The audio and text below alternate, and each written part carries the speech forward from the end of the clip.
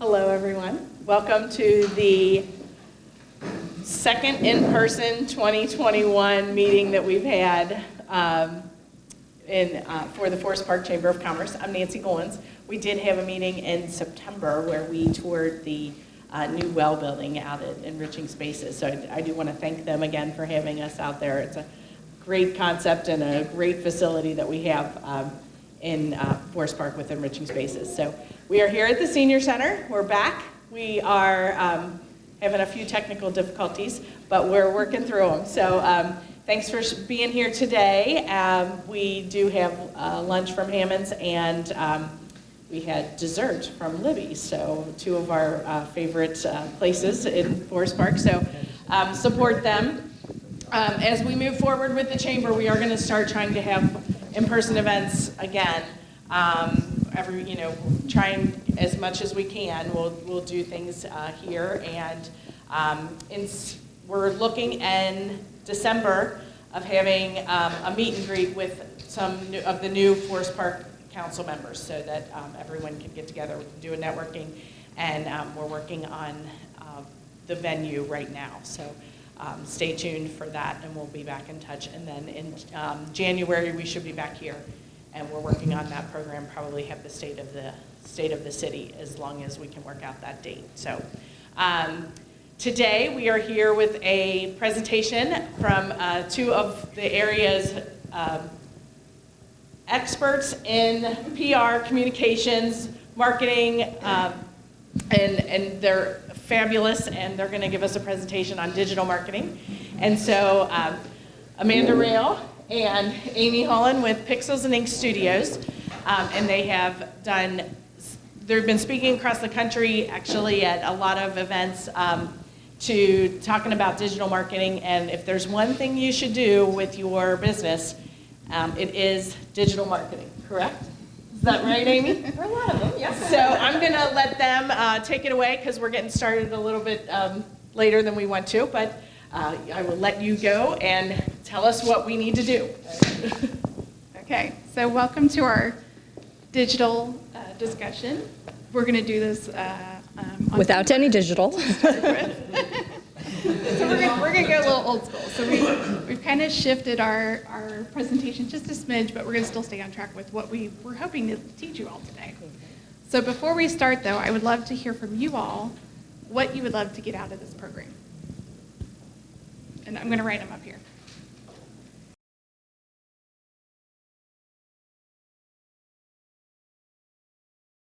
Okay, so a little bit about who we are. I'm going to let Amanda talk first. Yeah, go ahead.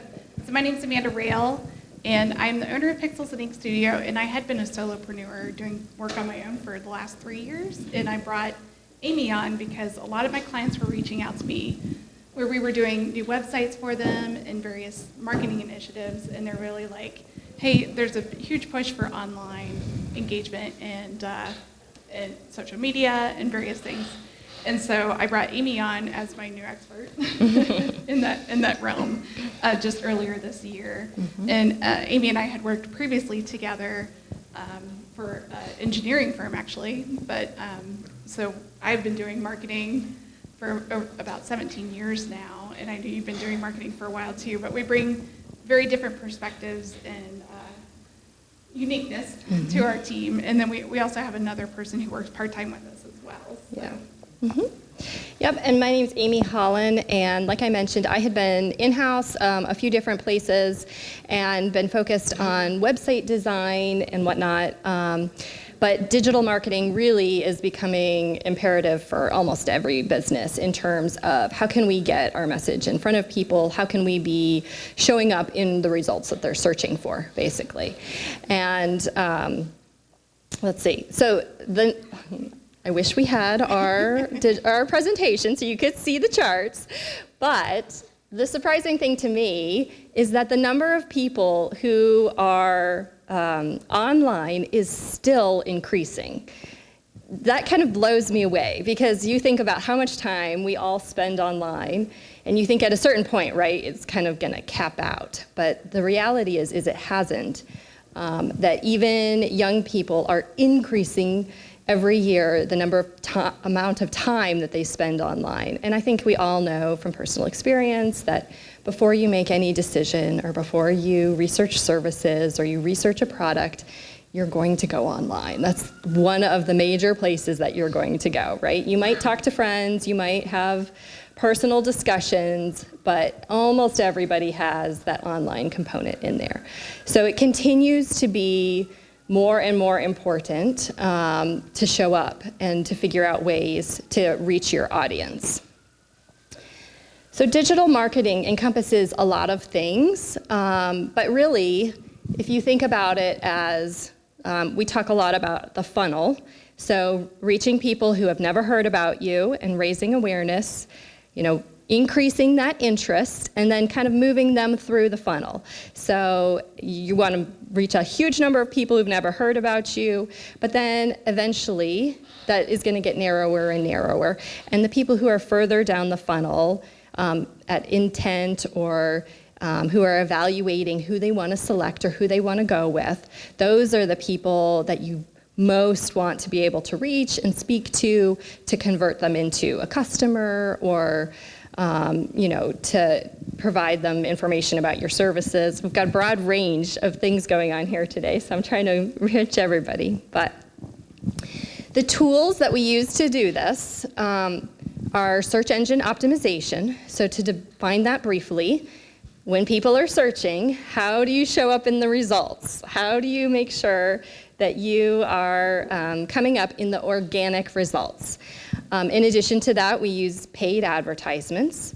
So it's becoming more and more common. It used to be that people would kind of skim through the ads. And if you put in a search to Google, we were using the example earlier, HVAC. It used to be that you would kind of skim through the ads and then look at the actual results below. But that's not true anymore. Anymore, people are clicking on the ads right at the top. They're becoming less, I don't know if you guys remember when the ads used to be in the yellow box at the top. It used to be very obvious, oh, this is an ad. They're becoming more and more discreet. And so the advertising component is becoming a lot more important. When Amanda and I were clicking through earlier, you get the guaranteed Google businesses at the top. Below that, you get ads.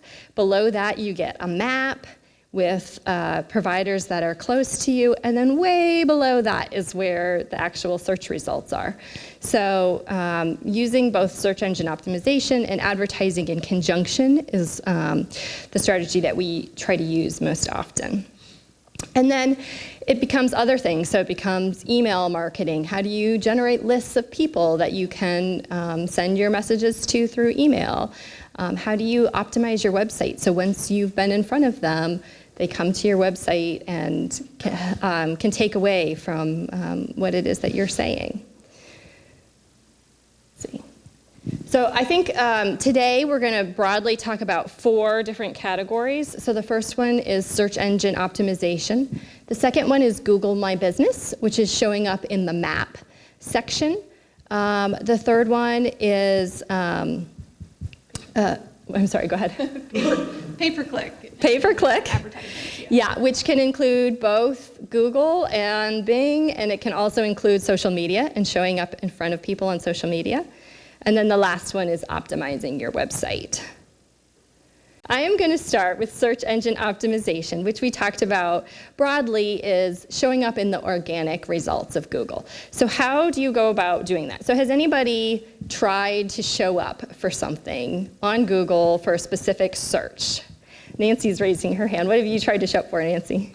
Well, we've tried to show up for a lot of different things, but the one that I do a lot with is more civil engineers. I mean, a company that I work for, and we have the keywords that are optimized in order to get those, near me. And you have to put in like the neighborhoods and things like that of where you're going to be searching for. Yeah, interesting. Right? I have not tried to do it, but as a consumer, Yes. I find search engine optimization pretty annoying. Because, for example, like with say a product or service, and I'm looking for reviews. Yeah. And they're can be websites that appear high in the results that aren't really like unbiased reviews. Yes, right. Or They're like the other affiliate thing marketing. is sometimes the keywords, they interfere with good writing. Yes.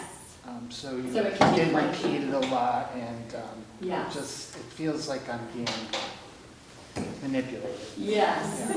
Yes, that's true. Yeah, that's So, one of the things but that we always it'd be try good to- to know from the other side how to do it well. Yeah, yeah. Well, I think you led right into it. So the first step is always going to be to identify what it is that people are searching. And that's what you're talking about with the keywords. So there are lots of tools out there. We like one called SpyFu. There's another one called SEMrush, and there's another one called Ubersuggest. Those are kind of our go-to tools. And they tell you volumes of people that are searching for any kind of keyword. And it's valuable information to know because even though Google is trying their best to move away to understand your intent and not to be all based on keywords, those keywords still do matter, right? Like if you want to show up for a certain service, I'm thinking of like maybe a certain auto repair service.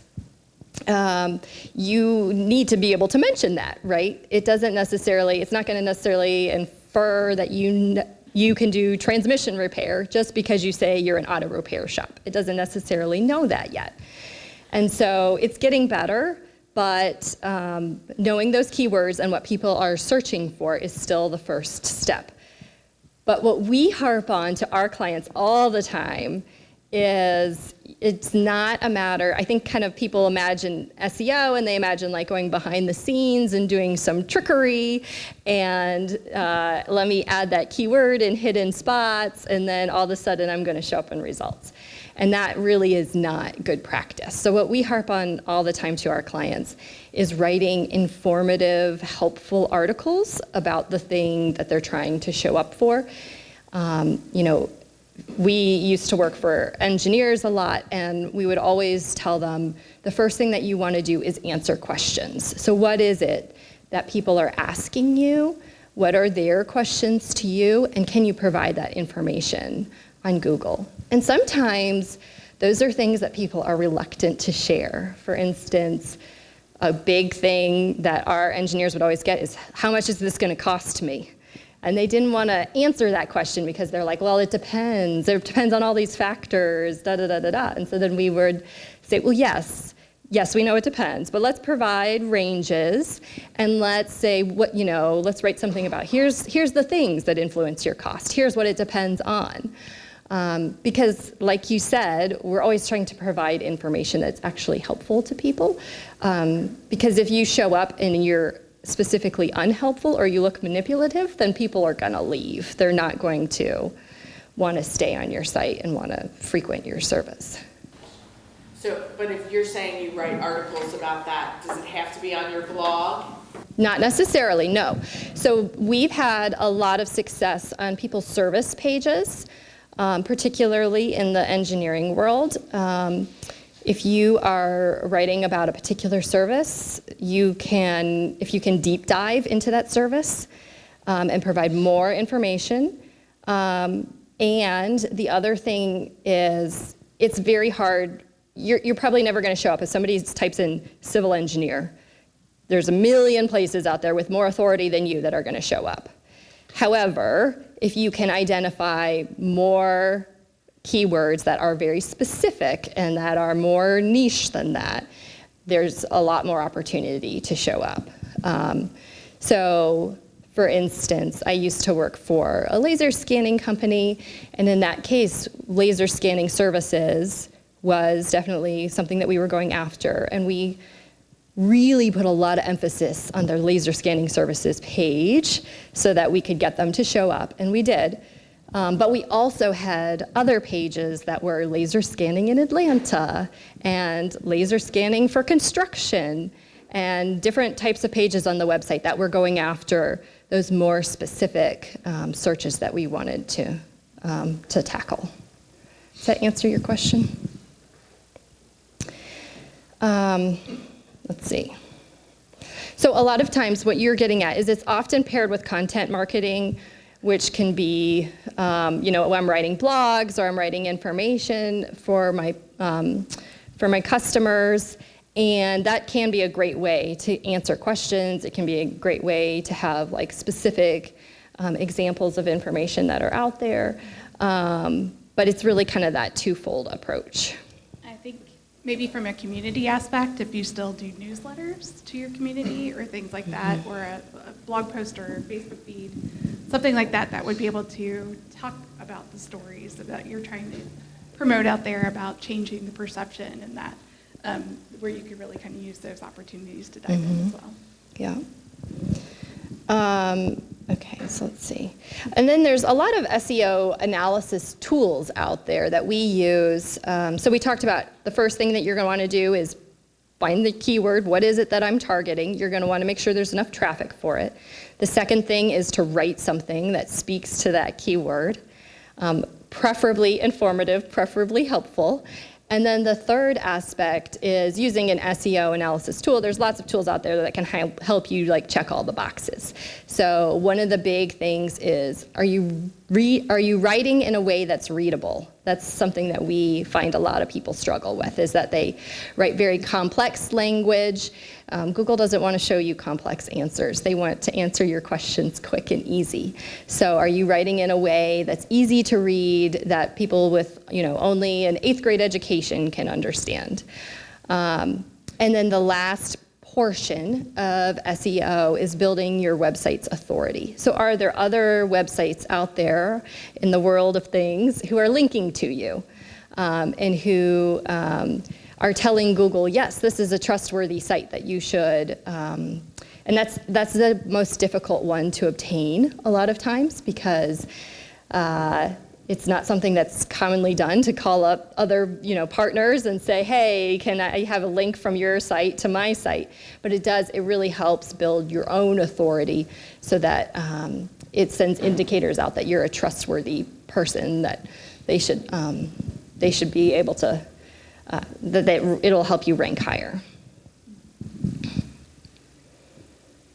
And then, so the next component of any of these that we're going to talk about is measuring the results. So we use a number of tools, Google Analytics and Search Console, to kind of see what's coming in. So are the searches what we want them for? And for a lot of our clients, we'll start out and we'll see, okay, they're ranking for their name. That's great. But the other things that they're ranking for aren't terms that they intended to rank for. They're just words they happen to say a lot. And so we'll help them kind of shift their language. So, okay, the things that we want to rank for, are they rising in the results? And can we see that result? And then why it works. It brings in a broad audience, and it builds trust with your consumers early on. So this is the primary tool to help you find buyers who are actively looking for your services in the moment that they're looking for it. Okay, so we're going to talk next about Google My Business. Do any of you use Google My Business for your organization? I'm sure that AAA does. Do you have control of your own Google My Business account? No, okay. not through us specifically, no. Yeah. You don't? No, it's through, like, either downtown has their own social media team that controls Cincinnati, or it's through, like, Delaware, through our home offices. So we have one for the chamber. We have Google My Business for that. It is very difficult to change Google My Business when you don't have a physical address. Yes, Just thought I'd share that. that's true. If you have a P.O. box, it is very difficult, and they show. So my house is probably on our Google My Business every once in a while. It changes. Yeah, Chris's house has been there. It depends on, and it changed, and you have to get a password, but that's a very interesting part. We try and use the city. Well, I have to admit that my own house had previously been a bed and breakfast, and I can't get the owner of the bed and breakfast to claim his business. And so it still shows up every once in a while as my house is the bed and breakfast, and we're like, no, we don't come here, please. Yeah, right. But he needs to do it so that he can own it, because I don't want to own his business. I want him to own his business. And I've tried to convince him, and he's just not quite on board with that. But yeah. But, so go ahead. No, I think everybody here has a Google My Business where there is a certain, Yeah. I mean, if you type in their businesses, they're there, but. Yeah. So if you don't own it, I would recommend that you are familiar with the person who manages it so that you can ask questions about what's happening. Because Google My Business shows up for a number of things. I'm supposed to be letting you speak. It shows up for a number of things. So if you search a result and you get that map, there's usually like 3 results under it. That's Google My Business. Sometimes you get a featured business on the side, and that's information from Google My Business. And it's becoming a lot more common for people to search directly in maps and to skip searching on google.com entirely. So for all of the platforms, for Apple, for all of them. So knowing who the person is that has control of that and what they're actively doing could be really helpful. What can you do? Yeah, so we're going to talk about that a little bit. So one of the biggest things after you've claimed it is start asking for reviews if you don't already have reviews on your site.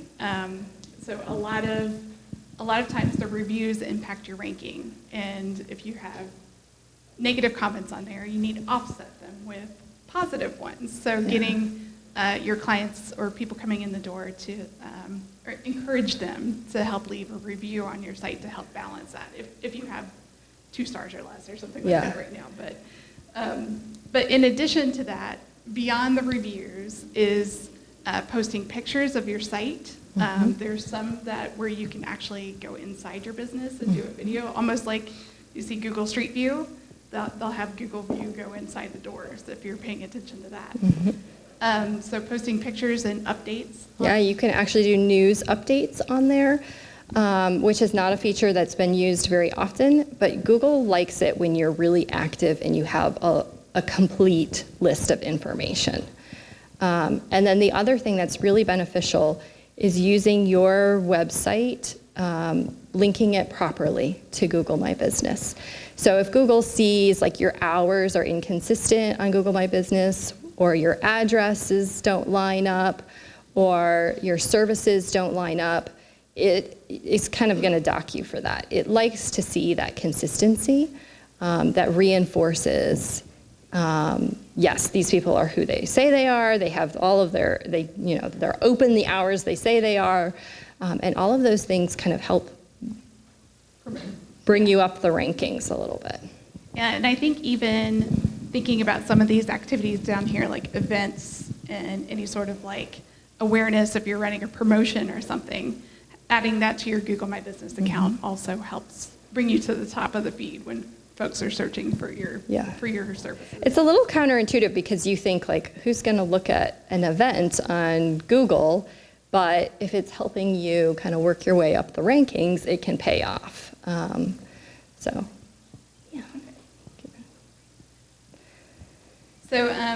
paying attention to the metrics in Google My Business. So just like we talked about with your SEO purposes and looking at Google Analytics, you can also check out the analytics from the Google My Business account as well.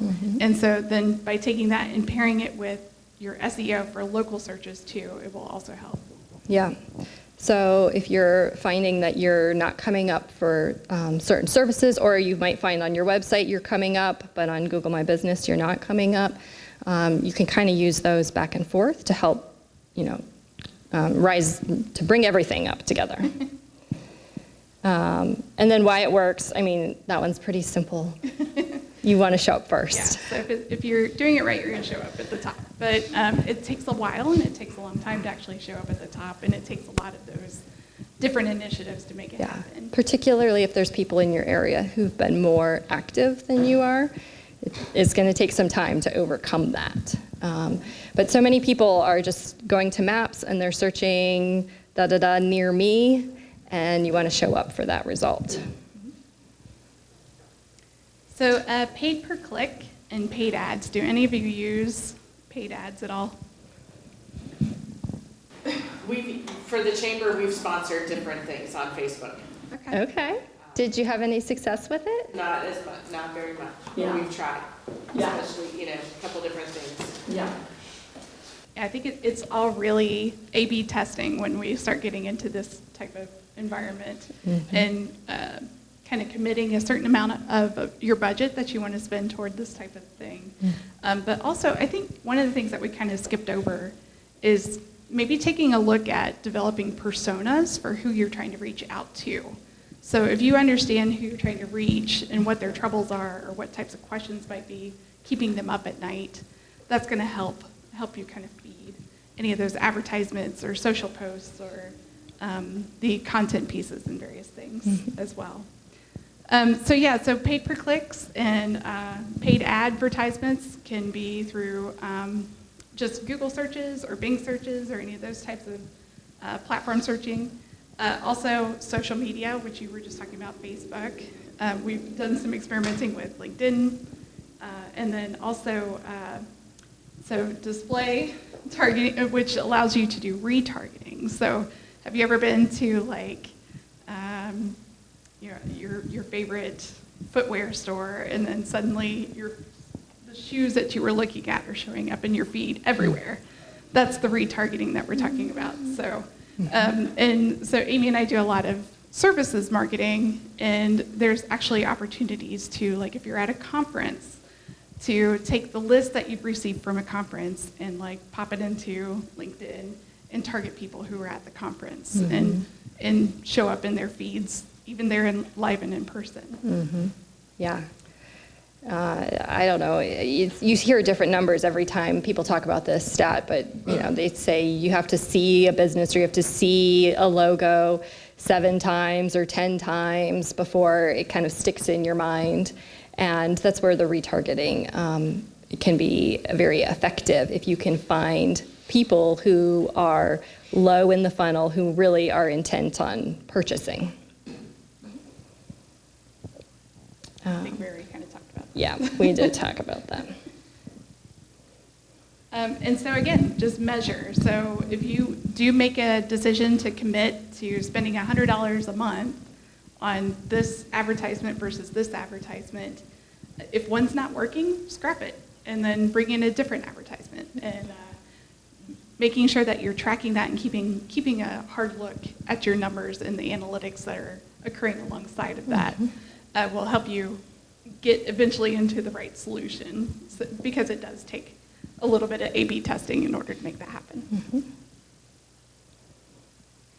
But it does work because it brings in new leads, and as Amy was talking about that funnel, it helps you kind of, and you already mentioned this too, about just showing up over and over and over again, and being present for folks, that eventually that closes them into the bottom of that funnel. And it gives you a way to really target a very specific group of people. And then the last thing that we're going to talk about is website optimization. So this is writing on your website to help people, once they've landed there, once they know who you are, moving them through to selecting you, or to using your service or product. So there are a lot of tools that could help this. One is live chat and other tools that allow people to speak to you directly. Another one is optimizing for geography. So I think a lot of times, especially businesses that have a lot of locations, they have them all listed, but they don't necessarily have specific information about each location. So that's something that we really push our clients into, is creating a separate page for each location and optimizing for that specific spot. And then personalizing your site based on your specific offering that you're bringing to the table. So for instance, we have a chiropractor that we talked to recently, and we said, your website's really pretty, it looks great, but you could take your logo off and you could put another chiropractor's logo on, and it would work exactly the same for them, right? So there was nothing that told you any information about who this guy was or what his specific value was or how your experience was going to be any different going to him versus somebody else. So a lot of what we do is working to personalize your website so that it's specific to who you are as a company. And then, of course, we use Google Analytics. I think we've talked about that to measure, and other tools to figure out what's going on your website. If you don't currently have Google Analytics installed on your website, that would be the very first thing that we would always recommend, because that's going to help you understand who's coming currently. Is anybody coming currently, or is it just me clicking 10 times? And that kind of helps you figure out, okay, how do I get people to the website, and then what do I do with them once they're there? And your website is the place where people deep dive. That's where they do all of their research. I personally am a researcher. Before I make any decision, I'm going to be looking for a lot of information, and I think more and more people are starting to identify that way. So if your phone number by itself hasn't sold them, that's where you are concentrating on the information that is going to convince them. So I guess I just wanted to open it up. We only have like 3 minutes left. So I wanted to talk to you guys about if you had any specific questions. I know that we kind of went speedily through like lots of options. But if you guys have specific questions about things you're doing and how you might be able to do it better, I think that might be a better use of our time. Can you just talk a little more about how do you claim your business? On Google My Business? Yeah, so if you search your business, there is usually a little link somewhere in there that says owner of this business ? And you click it and it shows you, it'll walk you through how to claim it. And a lot of times you need to, they'll mail you a postcard or they'll call your phone number or they're going to do some way to verify that you're the actual owner of that business. And then once you do that, you have access to all the behind the scenes stuff. So you have access to how your address is specifically displayed and how your title is specifically displayed. It allows you to respond to people who leave reviews. And so that's the first step in getting access to all of that. Because I just looked up the cities and nobody has claimed it. It's interesting. Yeah, right. And so that's the very first step is claiming it. And identifying within your organization who's going to be the person who's responsible for this. Where does this live? So. And is there something you purchase in association with that? No, this is all, yeah. In fact, if you ever run into the spot where they're asking for money, you're in the wrong place because it's all information that's for free. And there are telemarketers that will call you and it's a recording that says, your business is incomplete, your business is incomplete, that is not Google. They will never call you. Yeah, yeah. Because they have to mail you a certain code. I've been through it. They have to mail you. And if they don't believe you, you have to provide all sorts of pictures, and it's interesting, yeah. I do have a question. You said something about having websites that link to your website. So as a chamber, we have a directory that has all of our members on it, and it has their email, their website, and that. Does that count? Absolutely. So having a link from your chamber website to their directory helps the businesses you're linking to. So it won't help you, but it does help them. Right. That's what I mean. So all of the people that are here, make sure that because you can go on and change your profile. We have a way to do that. So make sure that you're linking correctly, and and if you have specials and things like that, I can link them. Like I'm going to hold this up. Mm-hmm. So as a chamber, we'll send this out as a member benefit, in the next, our newsletter, we'll send something out and it'll link to their website. So does that help too? The email links are not as valuable. That is, I think a lot of the search engines kind of recognize that there's a lot of spammy stuff that goes out in email. And so the website links really are more important. And websites that have more authority are more important. And I haven't looked at the chamber specifically, but I would guess that it has quite a bit of authority, probably because there's probably lots of links to the chamber. And so... We link to a lot of businesses. Yeah. We have 100. but probably not the other way around. That we have linked from our Yeah. website. And so there are things that you can do. One of the suggestions that we suggest a lot of times is if you have businesses that would like to use your testimonial, offer to give a testimonial and say, oh, it's so great working with these people, da da da da da. And in exchange, ask for a link back to your website, and that helps build your authority. Or if you have businesses that you can offer to write something for their blog, sometimes that's a way you can get a link back. And they think, oh, it's great that somebody else is taking care of that for me. I don't have to do it this month. So there's a number of tricks that we use kind of to help build that authority out on the internet. And what about LinkedIn profiles, making sure that your employees are all linked to your website? Is that To your website. So that's not valuable either. Social media and email don't really count as much. But the internet links count more, if that makes sense. But does it help, doesn't that help you find? Certainly it helps you find the business. If Yes. they're looking for a person. Yes. Usually it's nice to Yes. have that. And if you're going to have, I mean, I think inherently if you have more traffic on your site, inherently, you know, more people are going to link to you and more people are going to find you and all of that kind of stuff. So yes, it's valuable, just not in that particular aspect. Yeah. Yeah. Other questions that you guys have, or something that you might want to brainstorm a solution for?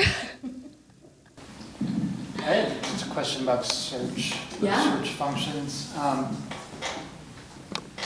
One thing I've noticed is like, so Facebook maintains its own search ecosystem or Yeah. whatever, and it's pretty separate from Google. Yeah. And why is that? Facebook as a company wants to keep you on the Facebook page. That seems sort of cartel.